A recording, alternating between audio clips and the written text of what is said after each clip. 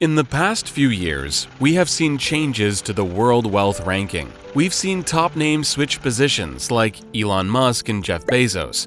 Today, we're going to talk about the richest man in Asia, Gautam Adani, how he went from being a college dropout to one of the richest men in the world.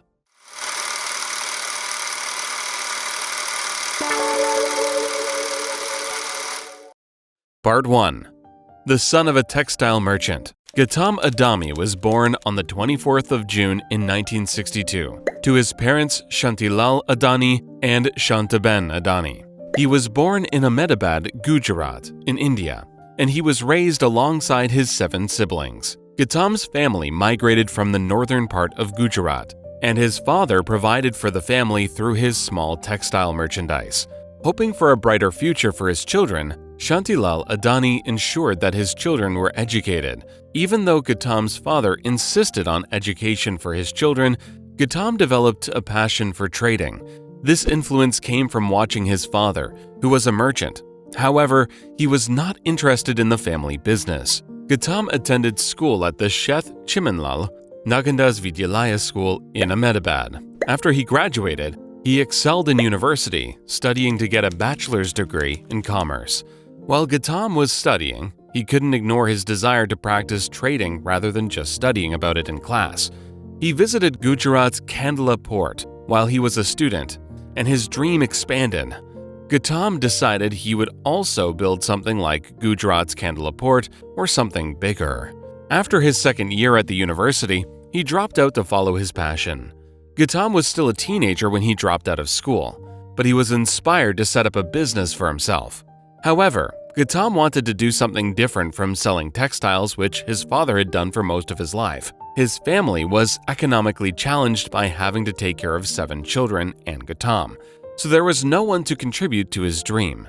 Gautam, however, had his eyes on a business he was sure would change his life, and that was the diamond brokerage business. Part 2. Life after college.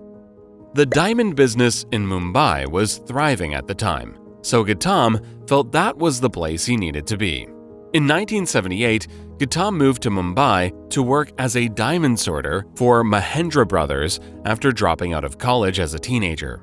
He worked for them for 2 to 3 years before he understood how to thrive in the market. Gautam was young and an amateur, but he was able to master the tricks of the business in just 3 years. He used his knowledge of the diamond trade to set up his diamond brokerage firm. Although it was his first business, Gautam thrived even more than in older firms. When Gautam was 20 years old, he made his first million from selling diamonds. Afterward, he returned to inform his family of his success. Gautam continued the diamond brokerage business, but his next breakthrough came when his elder brother, Mahasuk Adani, purchased a plastic factory in Ahmedabad. Mahasuk called his brother back from Mumbai and asked him to work as an operations manager for his plastic factory.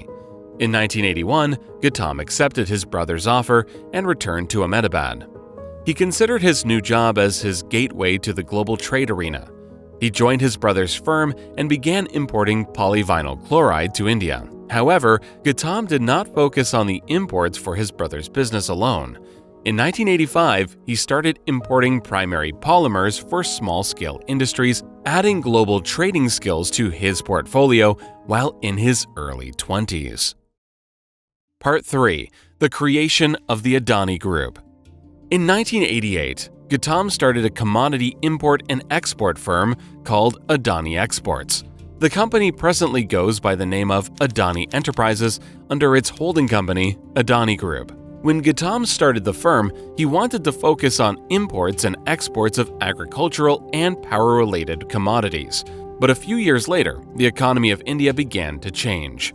In 1991, India was in a macroeconomic crisis, and to get out of it, the finance minister Manmohan Singh proposed new economic reforms for the country called the Economic Liberalization Policies. The new policy abolished industrial licensing, reduced import tariffs, and encouraged foreign investment and privatization of various industries. These changes were very favorable towards Gautam's new company, Adani Enterprises. Gautam began expanding his businesses into the trading of metals, textiles, and agro-products. In 1994, the government of Gujarat announced managerial outsourcing of the Mundra port. They invited private companies to bid for the contract, and Gautam saw this as an opportunity to achieve his teenage dream. Gautam's visit to the Mundra port started his dream of being a successful entrepreneur, even if it meant dropping out of college. He applied for his company, Adani Enterprise, to get the contract, and in 1995, Gautam got the contract. Adani Enterprises built the first jetty on the Mundra port.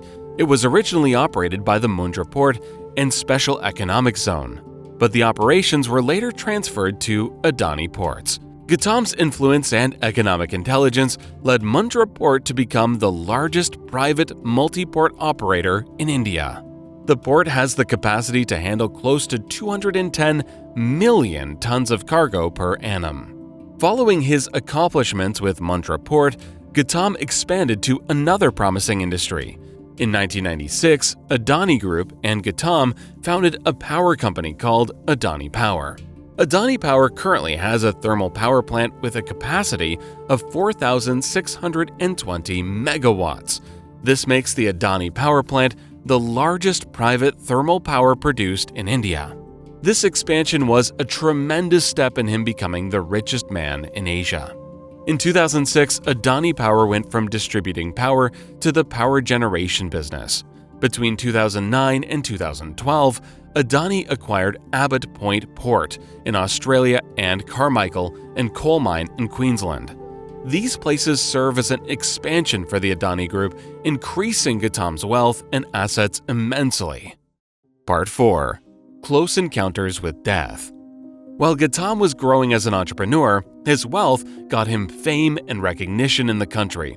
He is also well known as a philanthropist, constantly giving back to society. Gautam didn't come from a wealthy family, but he was very successful at a young age. Unfortunately, his success was noticed by the wrong crowd as well. In 1998, Gautam was reportedly kidnapped at gunpoint on his way out of a club in Ahmedabad. He was kidnapped and had to pay a ransom. The second newer death experience came years after the Adani Group expanded to some parts of the world. In November 2008, that was a terrorist attack by Islamist terrorists from Pakistan in Mumbai. About 10 terrorists carried out 12 coordinated shootings and bombing attacks for 4 days. This attack killed 175 people and 300 people were injured. Gautam was in Mumbai within the 4 days of the attack. One of the terrorist shootings occurred at the seafront Taj Hotel he was staying at. Gautam was at the dining hall when the terrorists held people hostage. A staff of the hotel helped him to survive by hiding him from the terrorists taking people hostage. The staff hid Gautam in the hotel's basement until the attacks were over. When he was giving his testimony to the authorities, Gautam said he saw the militants enter the building from the table he was sitting at. Part 5. Becoming the richest man in Asia. In 2008, Gautam first appeared as a billionaire on Forbes, with an estimated fortune of $9.3 billion. But now his fortune is 15 times greater than that. Before Gautam became the richest man in Asia, he first achieved the status of centibillionaire, joining 7 other iconic people in the world. But how did he make that much money in a little over a decade? In May 2020, the Solar Energy Corporation of India had a contract bid worth $6 billion. Adani Solar, a subsidiary of Adani Group, won the bid. The 8,000 megawatt photovoltaic power plant project given to Adani Solar is expected to establish 2,000 megawatts of additional solar cell and module manufacturing capacity. This was quickly followed by Gautam's swift decision to gain a 74% stake in Mumbai International Airport. The Mumbai International Airport is the second busiest airport in India after the airport in Delhi. Adani Power is now a major source of income for the Adani Group, and Gautam makes necessary investments to put the brand ahead of all competitions. In November 2021, the Adani Group invested $70 billion in the new green energy business. This investment is to boost the success of Adani Green and Adani Solar. In July 2022, Gautam disclosed details of his previous investment in green energy. Adani Green will build 3 giant solar factories, an electrolyzer to make green hydrogen, and it will have wind turbine plants.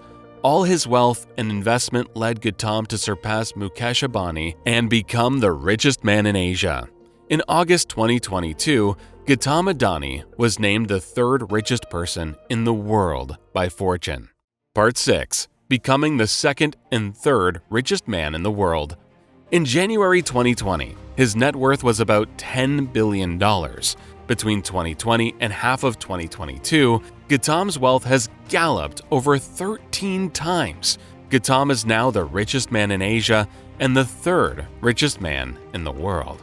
Although it fluctuates quite a lot between the Bernot family, Jeff Bezos, and Gautam Adani. He even briefly surpassed the 2nd richest man in the world, billionaire Jeff Bezos. On the 16th of September 2022, Forbes' real-time billionaire profiles recorded Gautam went past Amazon's Jeff Bezos to claim the 2nd spot. Gautam was locked in a close contest with French businessman Bernard Arnault for the 2nd spot. However, his fortune increased to over $155 billion, earning him the position of the 2nd richest man in the world. Later that same day, it came down to $152 billion, and Arnault has gone past Adani again to settle in the 2nd position. Do you think Gautam Adani has a chance at being the richest man in the world? Do you think he will lose his position as the richest man in Asia? Comment below. Be sure to like this video and check out the other videos on our channel.